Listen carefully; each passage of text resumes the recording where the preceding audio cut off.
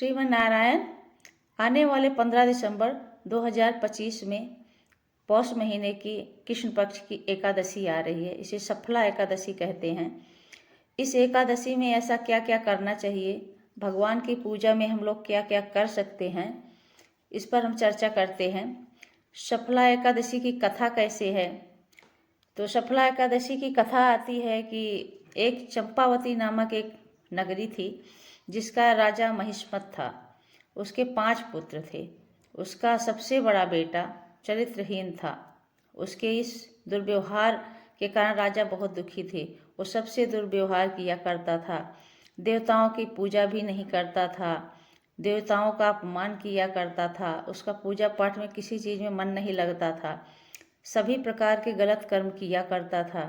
उसके इस व्यवहार से राजा बहुत दुखी थे और प्रजा में भी बहुत असंतोष था। प्रजा में भी उसके प्रति बहुत उदासीनता थी। एक दिन राजा उसको अपने राज्य से निकाल दिए। अब तो वो बहुत दुखी हुआ। अब भाई उसको अपना पेट तो भरना ही था, वो कहीं न कहीं तो जाता ही। अब वो ये सोच कर कि क्या करें, कैसे अपना पेट भरें, तो वो चोरी करने लगा। चोरी करते हुए एक दिन राजा के ही सिपाहियों ने उसे पकड़ लिया। अब सब ने देखा कि ये तो राजा का ही बड़ा बेटा है जो चोरी कर रहा है। सबको पता चला कि राजा के बेटा चोरी किया है। अगर ये बात सबको पता चलेगी तो सब क्या कहेंगे, ये सोचकर राजा के सिपाहियों ने उसको छोड़ दिया। राजा का नाम खराब हो जाएगा, यही सोचकर राजा के सिपाहियों ने छोड़ दिया। अब सब बहुत दुखी थे कि राजा का बेटा ऐसा हो गया है। अब ये सब देखकर राजा का बेटा भी बहुत दुखी हुआ। जो चोरी कर रहा था वो भी बहुत दुखी हुआ और बहुत दुख के कारण वो वहाँ से निकल गया और जंगल की तरफ चला गया। जंगल में जाकर वो एक पेड़ पीपल का पेड़ था, उसके नीचे बैठ गया। उस दिन 10वीं तिथि थी। इसी पौष महीने की 10वीं तिथि थी और उस दिन वो पूरा दिन भूखा प्यासा पड़ा रहा। उस दिन पूरा दिन भूखा रहा और दूसरे दिन एकादशी थी, सफला एकादशी जिसे कहते हैं। ये एकादशी थी तो उसने कुछ नहीं खाया था। वो भूख के कारण गया कहीं पेड़ से फल उल तोड़ कर लाया। फल तोड़ कर लाया तो उसने पीपल के पेड़ के नीचे रख दिया। नीचे रख कर वो भगवान विष्णु को याद करने लगा और अपने पूरे कर्म को याद करने लगा जो कर्म उसने गलत किए थे। उसने भगवान के सामने हाथ जोड़कर कहा कि मैंने जो कुछ कर्म किया है, अपने कर्मों के लिए मैं आपसे क्षमा मांग रहा हूँ। अब ऐसा कोई कर्म ना हो मुझसे, इसलिए मैं आपको ये फल समर्पित कर रहा हूँ, स्वीकार करो। उसके ऐसा कहने पर, उसके ऐसे क्षमा मांगने पर भगवान बहुत प्रसन्न हुए और उन्होंने उस फल को स्वीकार कर लिया। भगवान प्रसन्न हो गए क्योंकि वो 2 दिन से व्रत ही था।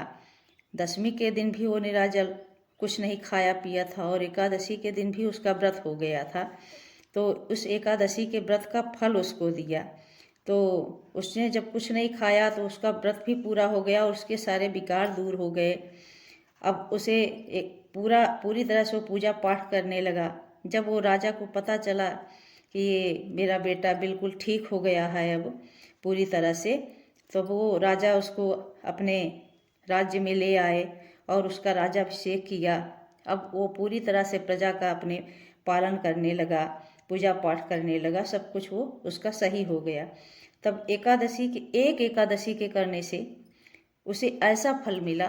तो एकादशी का बहुत बड़ा महात्म्य है, सफला एकादशी का।